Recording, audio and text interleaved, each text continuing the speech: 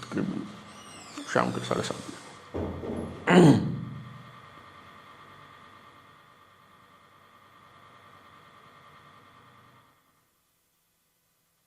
M B G speak کے ساتھ بلال غوری آپ کی خدمت میں حاضر ہے۔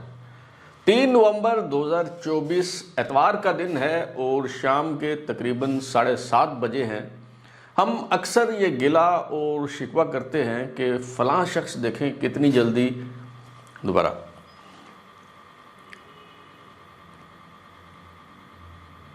ایم بی جی اسپیک کے ساتھ بلال غوری آپ کی خدمت میں حاضر ہے۔ 3 نومبر 2024 اتوار کا دن ہے اور شام کے تقریباً 7:30 بجے ہیں۔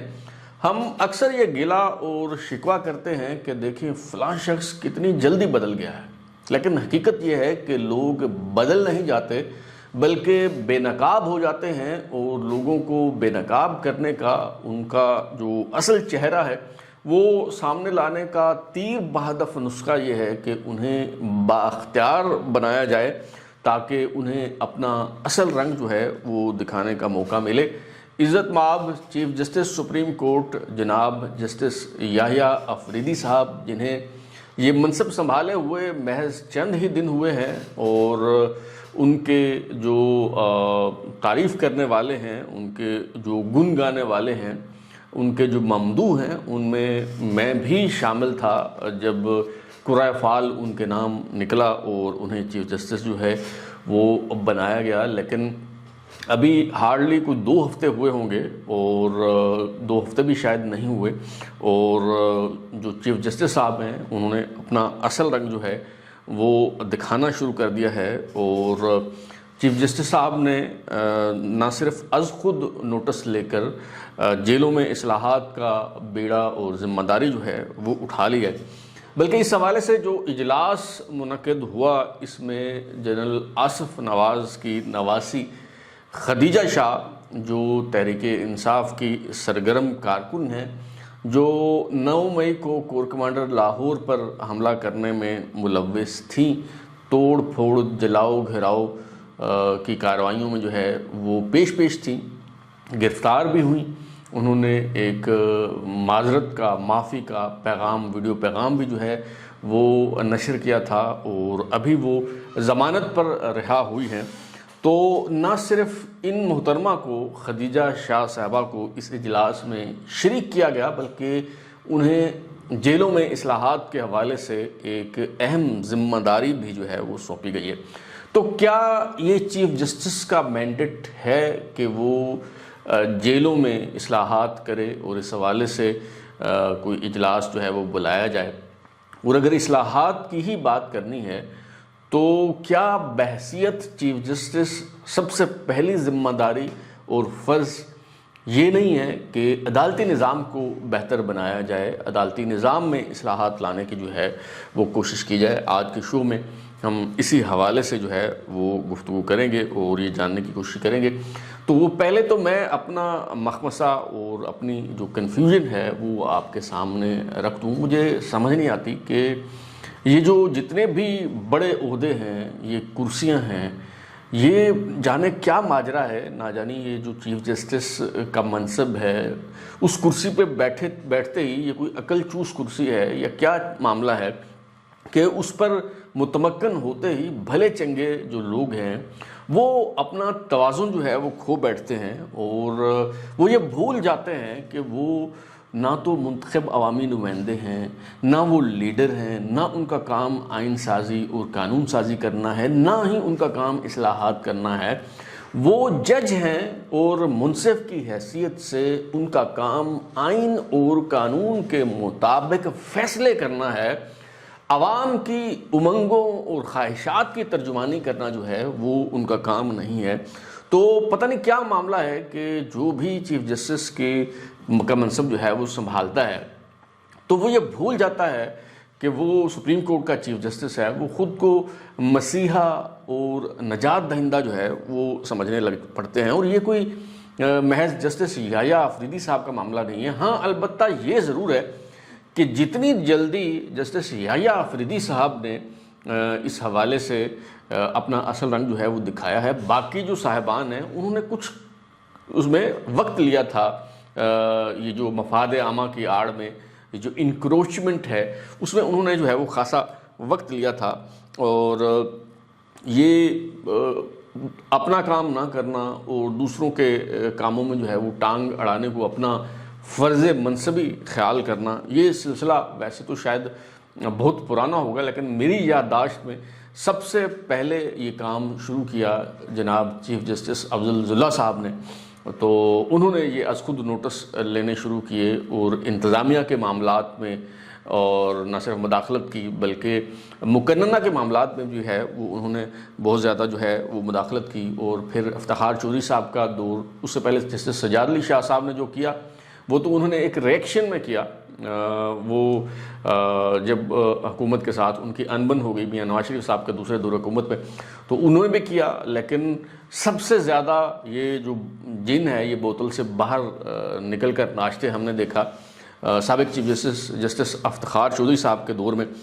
اور پھر جسٹس ثاقب نثار صاحب کا دور جو ہے یہ تو ابھی کل کی بات ہے کہ انہوں نے جو ہے وہ مفاد عامہ کے نام پہ کیا کچھ جو ہے وہ نہیں کیا۔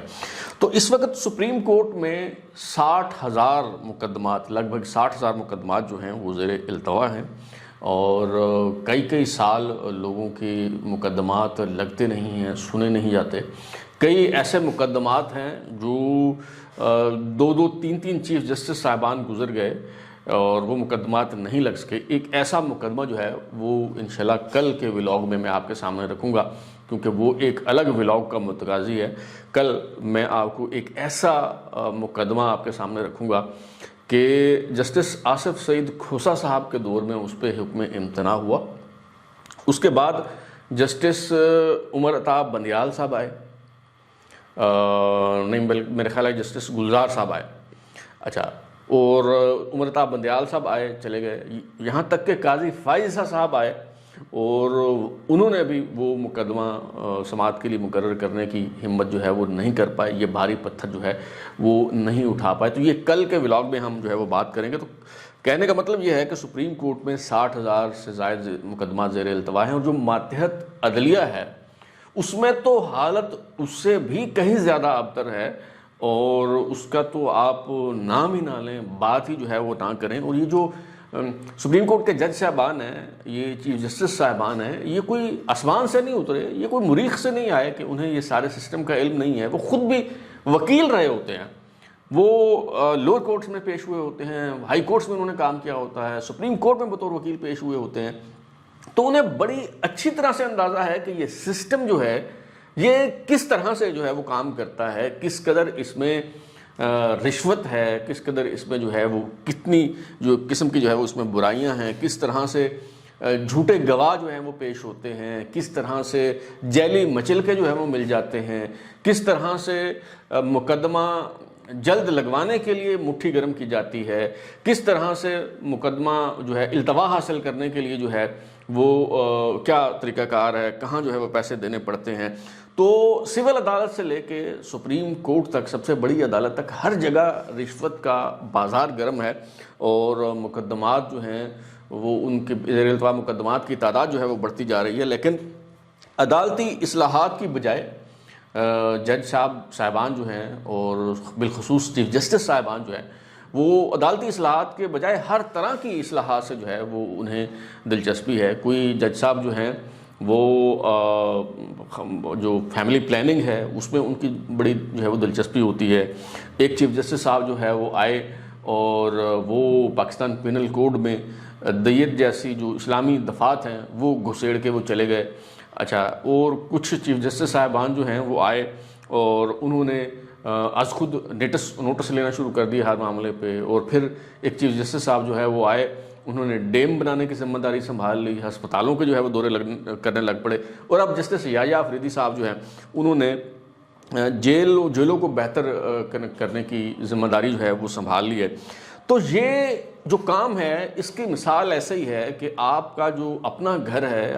آپ کے اپنے آنگن میں غلاظت، گندگی اور علائشوں کے انبار لگے ہوئے ہوں اور وہ آپ کی توجہ کا متقاضی ہو، اور آپ اپنے گھر سے نکلیں اور اپنے گلی محلے کے پردھان بن کے تمام گھروں کی آپ چیکنگ کرنا شروع کر دیں کہ جی میں نے یہ اصلاحات کی ذمہ داری اٹھا لی ہے، اور کسی نے آپ کو ذمہ داری دی بھی نہ ہو اور آپ از خود جو ہے وہ ذمہ داری اٹھا لیں اور چیکنگ کرنا شروع کر دیں کہ کہاں صفائی ہوئی ہے، کہاں نہیں ہوئی، کہاں بہتری کی گنجائش جو ہے وہ موجود ہے، اور اپنے گھر کی آپ کی یہ صورتحال ہو کہ جگہ جگہ جو ہے وہاں جو ہے وہ کوڑا کرکٹ پڑا ہو اور گندگی پڑی ہو. تو یہ اسی طرح کا کام ہے جو چیف جسٹس صاحبان جو ہے وہ کرتے رہے ہیں، اور اب جسٹس یحییٰ آفریدی صاحب جو ہیں وہ بھی اسی ڈگر پر چلتے ہوئے جو ہے وہ نظر آ رہے ہیں. جسٹس یحییٰ آفریدی صاحب کی سربراہی میں ان کی زیر صدارت کل یعنی ہفتہ کو ایک اجلاس ہوا، اور اس کی تصویر جب سامنے آئی تو سب لوگ جو ہے وہ حیران رہ گئے، چونک گئے، اور مجھے بھی حیرت ہوئی. لیکن پہلے تو مجھے یقین نہیں آیا، میں نے سمجھا کہ شاید یہ کوئی فیک تصویر ہے، کوئی ڈاکٹرڈ تصویر ہے، کوئی پروپیگنڈا کا حصہ ہو سکتی ہے. تو میں نے اس پہ کسی قسم کا کوئی جو ہے وہ کمنٹ نہیں کیا. لیکن آج صبح جب میں نے اخبارات دیکھے تو تمام اردو اور انگریزی اخبارات میں اس کی رپورٹ جو ہے وہ موجود تھی، اس اجلاس کی رودات جو ہے وہ شائع کی گئی تھی. تو اب چاروں ناچار جو ہے وہ اس پہ یقین کرنا مجھے پڑ رہا ہے. تو اخبارات میں، آج کے اخبارات میں جو تفصیل شائع ہوئی ہے اس میں بتایا گیا ہے کہ جیلوں کے نظام میں اصلاحات سے متعلق chief justice supreme court justice Yahya Afridi کی سربراہی میں افتتاحی اجلاس ہوا، جس میں chief justice Lahore high court justice Aliya Neelam صاحبہ نے شرکت کی. ایڈمنسٹریٹو جج جو ہیں شمس محمود مرزا صاحب وہ شریک ہوئے. ہوم ڈپارٹمنٹ، پراسیکیوشن ڈپارٹمنٹ، محکمہ جیل کے حکام جو ہیں وہ اس اجلاس میں شریک ہوئے. اس کے علاوہ 2 اصحاب نے بالخصوص اس میں شرکت کی. ایک سینیٹر احد چیمہ صاحب ہیں جو جسٹس یحییٰ آفریدی صاحب کے بڑے منظور نظر ہیں اور ان کے بڑے قریب سمجھے جاتے ہیں، اور دوسری محترمہ جو ہیں وہ خدیجہ شاہ صاحبہ ہیں جو سابق آرمی چیف جنرل آصف نواز کی نواسی ہیں اور سلمان شاہ کی جو ہے وہ صاحبزادی ہیں، اور یہ تحریک انصاف کی سرگرم اور فعال کارکن ہیں. آپ سب انہیں جو ہے وہ جانتے ہیں. 9 مئی کے مقدمات میں وہ لوگوں کو کس طرح سے اکساتی رہیں، ان کی ویڈیوز موجود ہیں. توڑ پھوڑ میں، جلاؤ گھراؤ میں، کور کمانڈر ہاؤس پر حملے میں وہ ملوث تھی. انہوں نے باقاعدہ اپنی ایک ویڈیو بھی جاری کی جس میں انہوں نے جو ہے وہ شرمندگی کا اظہار کیا، معذرت کی، لیکن ان کی یہ معافی قبول نہیں ہوئی. انہیں گرفتار کیا گیا، خاصا عرصہ وہ جیل میں رہیں اور ابھی ضمانت پہ جو ہے وہ رہا ہوئی ہیں. تو انہیں نیشنل جیل ریفارم کے حوالے سے جو اجلاس ہوا اس اجلاس میں وہ خصوصی دعوت پہ جو ہے وہ شریک ہوئیں، اور یہ جو خبر شائع ہوئی ہے اس میں بتایا گیا ہے کہ نیشنل جیل ریفارم پالیسی زیر غور آئی اس اجلاس میں، اور فیصلہ کیا گیا کہ جسٹس ریٹائرڈ شبر رضا رضوی کی سربراہی میں ایک سب کمیٹی قائم کی جائے گی، جس میں احد چیمہ صاحب بھی اس کا حصہ ہوں گے اور خدیجہ شاہ صاحبہ جو ہیں وہ بھی اس سب کمیٹی کی ممبر ہوں گی. اور یہ جو سب کمیٹی ہے یہ جیلوں کی انسپیکشن کرے گی اور جیلوں کا جو نظام ہے اسے بہتر بنانے کی تجاویز دے گی. اچھا، اس میں کوئی شک نہیں ہے کہ جیلوں کا نظام جو ہے وہ بہتر کرنے کی ضرورت ہے. تقریباً تمام جیلوں میں یہ مسائل ہیں کہ گنجائش سے زیادہ قیدی رکھے گئے ہیں، قیدیوں سے بدسلوکی ہوتی ہے، ان کا خیال نہیں رکھا جاتا. تو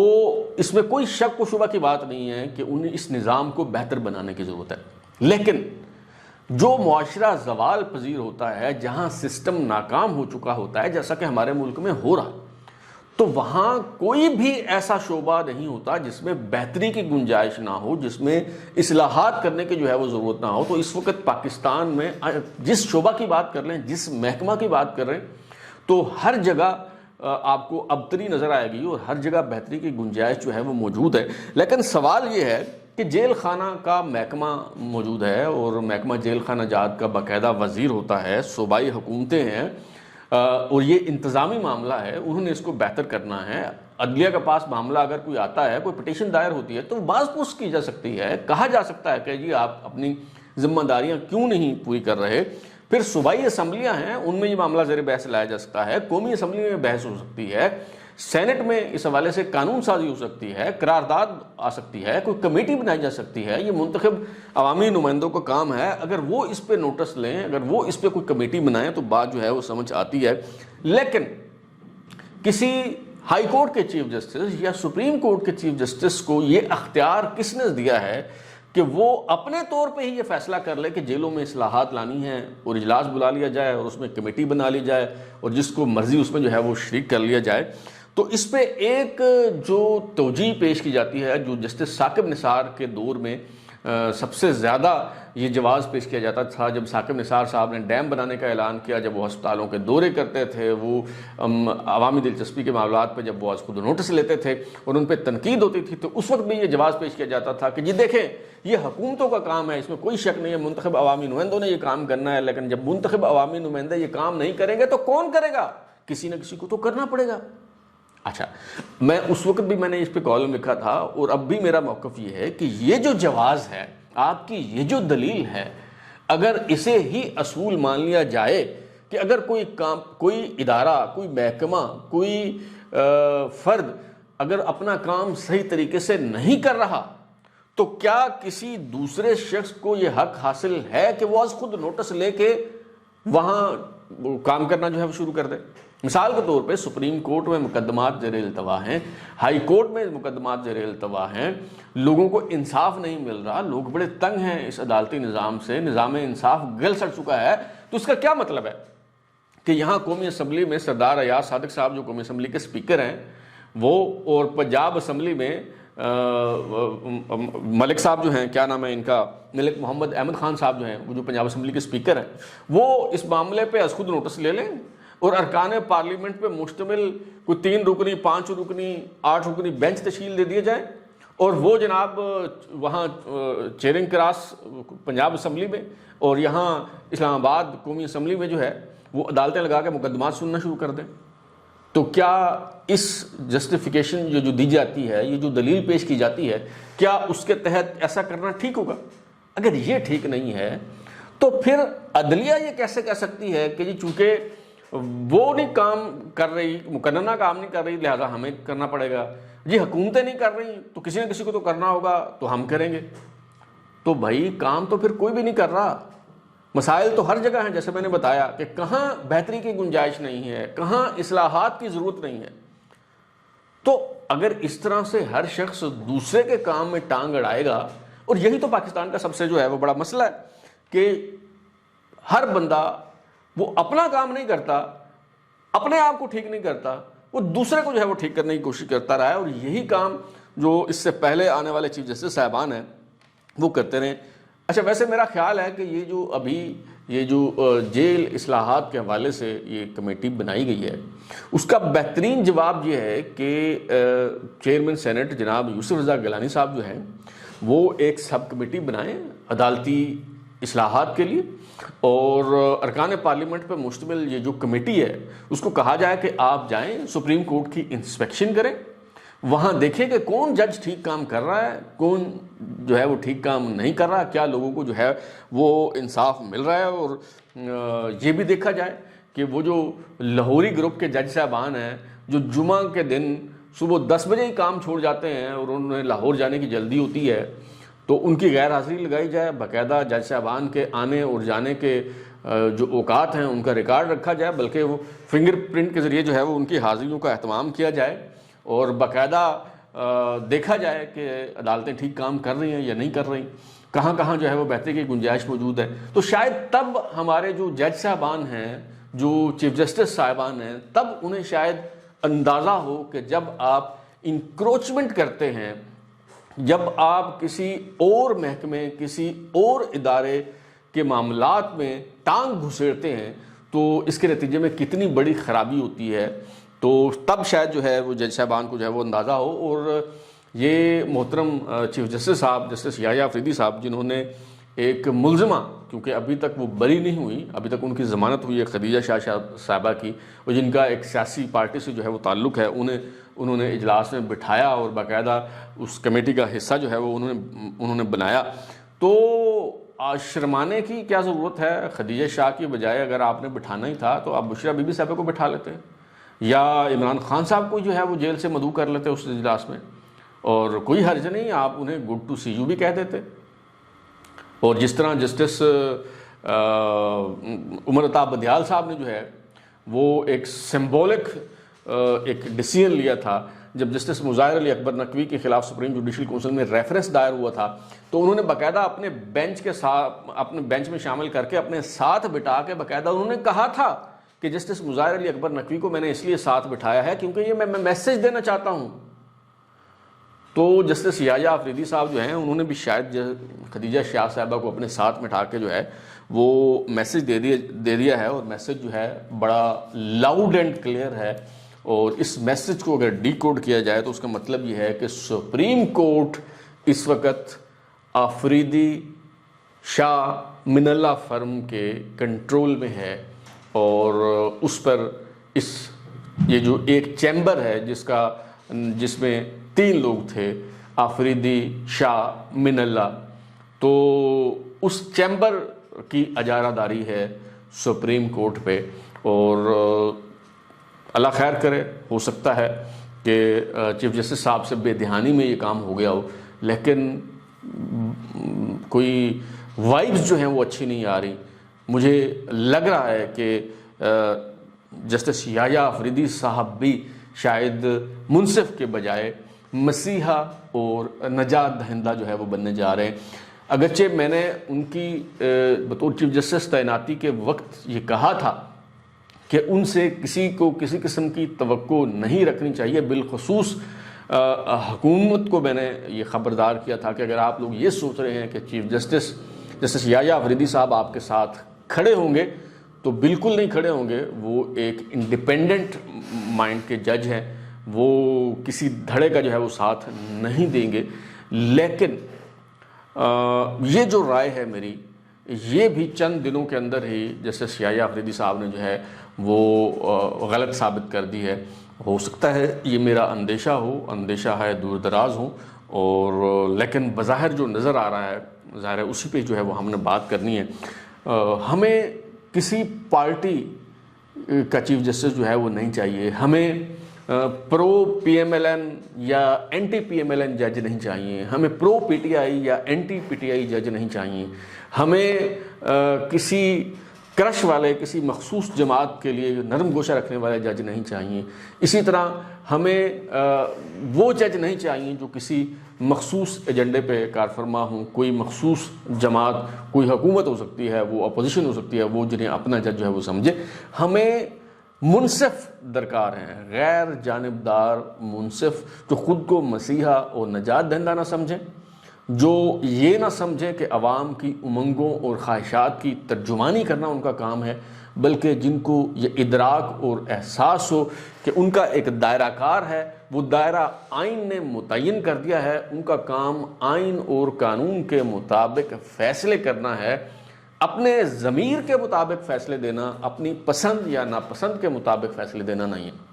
اب تک کے لیے اتنا ہی۔